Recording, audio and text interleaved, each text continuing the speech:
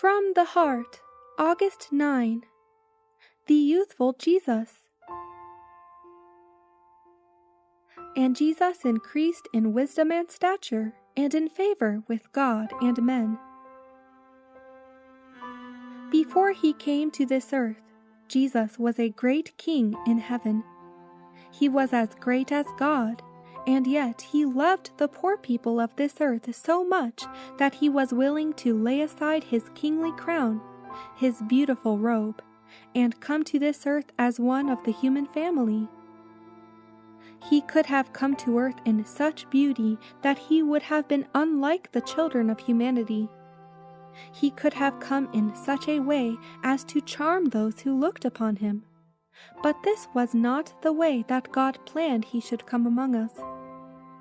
He was to be like those who belonged to the human family and to the Jewish race.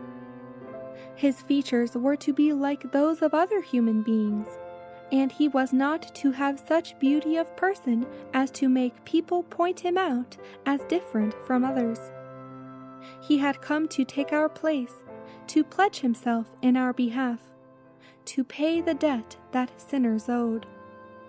He was to live a pure life on the earth and show that Satan had told a falsehood when he claimed that the human family belonged to him forever, and that God could not take them out of his hands. Mankind first beheld Christ as a babe, as a child. His parents were very poor, and he had nothing in this earth save that which the poor have. He passed through all the trials that the poor and lowly pass through from babyhood to childhood, from youth to adulthood. In his youth he worked with his father at the carpenter's trade, and thus showed that there is nothing of which to be ashamed in work. Though he was the King of heaven, he yet worked at a humble trade, and thus rebuked all idleness in human beings. Those who are idle do not follow the example that Christ has given, for from his childhood he was a pattern of obedience and industry. He was as a pleasant sunbeam in the home circle. Faithfully and cheerfully he acted his part, doing the humble duties that he was called to do in his lowly life. Christ became one with us in order that he might do us good.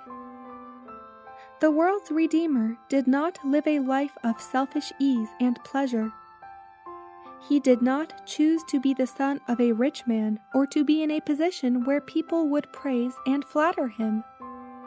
He passed through the hardships of those who toil for a living, and he could comfort all those who have to work at some humble trade. The story of his life of toil is written so that we may receive comfort out of it.